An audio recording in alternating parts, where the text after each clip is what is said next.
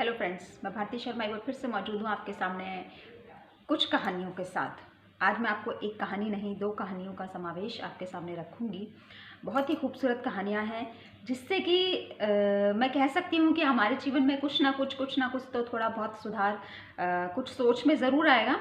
तो मैं आपके सामने रखूँगी, आप लोग सुनिएगा। सबसे पहले पहली कहानी आपको मैं सुनाती हूँ, आप लोग सुनिएगा कि एक बार क्या होता है, एक व्यापारी होता है तो वो शहद बेच रहा होता है। तो एक बार एक ग्राहक उसकी दुकान पर आता है और शहद खरीदने के लिए। तो व्यापारी जो है बर्तन में से शहद निकालता है, बर्तन में से शहद निकालता है और उसको ग्राहक को देने के लिए तोलता है। जैसे ही वो निकाल रहा होता है उसमें से कुछ शहद जो है ज़मीन पर जो है गिर जाता है। तो जब ज़मीन पर गिर जाता है शहद, तो उसमें से जितना वो ऊपर से उठा सकता था उतना उठा करके अपने पात्र में डाल लेता है, अपने बर्तन में। और जितना नहीं उठा पाता, जो ज़मीन पर रह जाता है, वो वहीं पर वो रह ही जाता है। तो क्या होता है कि वहाँ पर शहद की खुशबू सूंघ करके वहाँ पर कुछ मक्खियाँ होती हैं, तो उस शहद के ऊपर बैठ जाती हैं। तो शहद के ऊपर जब बैठ जाती हैं तो शहद को वो जो है वहाँ से चूसने लगती हैं, ज़मीन पर से चाटने लगती हैं शहद को। तो बहुत देर होती है, जितना पेट भरता है उतने तक वो चूसती रहती हैं। फिर भी लालच के कारण वहीं पर ही बैठी रहती हैं कि शहद पीती रहती हैं। लेकिन जब वो मक्खियाँ क्या होता है, उड़ने का वापस पेट भरने के बाद प्रयत्न करती हैं तो उड़ नहीं पाती। उनके पंख जो है शहद में चिपक जाते हैं।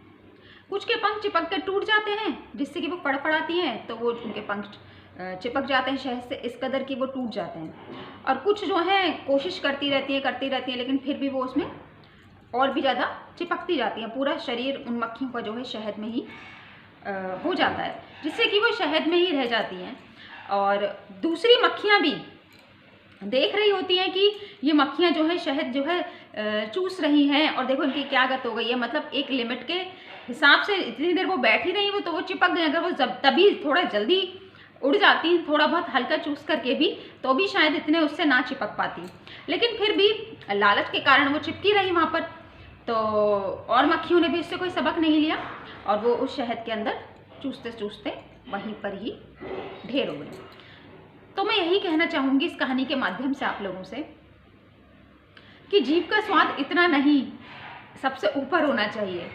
सेहत हमारे लिए सबसे ज़रूरी है, क्योंकि सेहत जब है हमारे साथ तो ऑब्वियस सी बात है, जब तक निरोगी काया है हम अपनी हर जंग जो है जीत सकते हैं। अच्छे से पैसा भी काम नहीं आता जब सेहत हमारे पास अच्छी ना हो। तो इस कहानी से हमें क्या प्रेरणा मिलती है? हमें ये प्रेरणा मिलती है कि जब वक्त रहते हमें पता होता है कि कोई चीज़ हमारे लिए अति हानिकारक है, तो हमें उससे पहले ही दूरी बना लेनी चाहिए। ये नहीं कि कोई चीज़ जो है, खाने की लत जो है, खाने की चीज़ जो है हमें कहीं गलत दिशा की ओर मोड़ दे, हमारे जीवन में बहुत सारा बदलाव ला दे कि हम सुखी से दुखी हो जाएं। इतनी भी ऐसी चीज़ें हमारे जीवन में नहीं होनी चाहिए। तो फ्रेंड्स, उम्मीद करूँगी आपको ये कहानी बहुत अच्छी लगी होगी। और अब मैं यही कहूँगी आपसे, विदा तो नहीं लूँगी अभी। फ़िलहाल मैं आपके सामने एक कहानी और रखूँगी, बहुत ही अच्छी कहानी है और सुन करके पढ़ करके मुझे भी बहुत अच्छा लगा। हो सकता है आपने पहले कभी सुन रखी हो ये कहानियाँ, लेकिन फिर भी मैं आपको सुनाती हूँ। एक बार एक केकड़ा था, समुद्र के पास वो चल रहा होता है। तो जब वो चल रहा होता है, पीछे पीछे अपने पैरों के निशान जो है छोड़ता चला जाता है ना। तो जो निशान जो होते हैं एक डिज़ाइन की तरह हो जाते हैं, जिन्हें देख करके वो बहुत खुश होता है, बेहद खुश हो रहा होता है। तभी समुद्र की लहर जो होती है, एक ऐसी लहर आती है कि केकड़े के सारे पैरों के निशान जो है वो मिटा देती है, जिससे कि केकड़ा बड़ा दुखी होता है।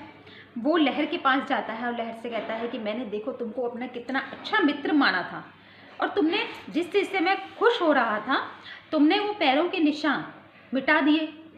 इन्हें देखकर तो मैं बेहद खुश था, तुमने ऐसा क्यों किया?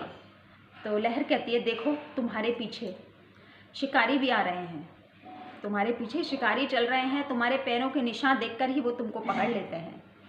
इसीलिए मैं तुम्हारी मित्र हूँ, मैं तुमको खोना नहीं चाहती थी, इसलिए मैंने तुमको बचाया है, इसलिए मैंने तुम्हारे पैरों के निशान जो हैं मिटाए हैं। तो केकड़ा ये सुन करके बहुत खुश होता है। वो कहता है कि वाकई में तुमने जो किया मेरे लिए अच्छा किया। तो इस कहानी से हमें क्या प्रेरणा मिलती है ना? खूबसूरत कहानी।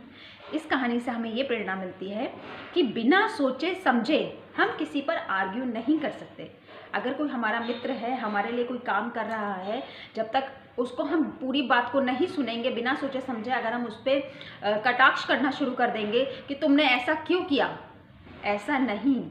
जब तक हम पूरी बात ना जान लें, हो सकता है वो हमारे फेवर में हो सकता है वो हमारा सच्चा हितैषी हो सकता है वो चाहता हो कि हम अपनी लाइफ में जो है सक्सेस हो सकता है वो हमें किसी दुविधा से बचाना चाहता हो, किसी संकट से बचाना चाहता हो, इसलिए उसने ऐसा कदम उठाया हो। कई बार किसी की कटुता जो है ना, वो हमारे लिए एक कहते हैं ना, दवाई कड़वी होती है, एक औषधि का काम करती है जो हमारे रोग का निवारण कर देती है।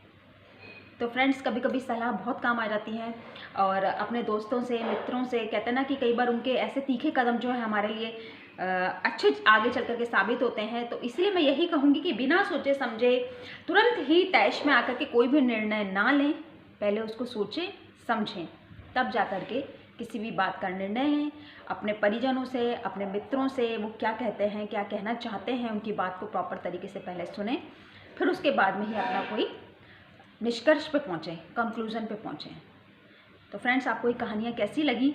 अगर आपको ये कहानियाँ अच्छी लगी हैं, और यदि आपके जीवन में कुछ अच्छा, आपको अगर सुनकर के भी कुछ अच्छा महसूस हुआ हो, तो वीडियो को मेरी ज़रूर लाइक करिएगा। चैनल का नाम मेरे दिल की बातें बाय भारती, शायरी, पोइट्री एंड मोटिवेशनल स्टोरीज़। तो फ्रेंड्स, यदि आपको ये वीडियोस अच्छी लगी हों, और अगर आपको किसी भी टॉपिक पर शायरी, पोइट्री या स्टोरीज़ आपको सुनने का मन हो, तो आप मुझे कमेंट के ज़रिए लिख सकते हैं, तो मैं आपको वो अपनी नेक्स्ट वीडियो में सुना सकती हूँ। तो फ्रेंड्स, उम्मीद करूँगी कि आप लोग खुश होंगे और सही होंगे। तो इसी उम्मीद के साथ अब मैं वीडियो को बंद करना चाहूँगी और आप लोगों से इजाज़त लेना चाहूँगी। तो हाथ जोड़ करके सभी को राधे राधे, हंसते रहिए, मुस्कुराते रहिए। जय श्री राधे।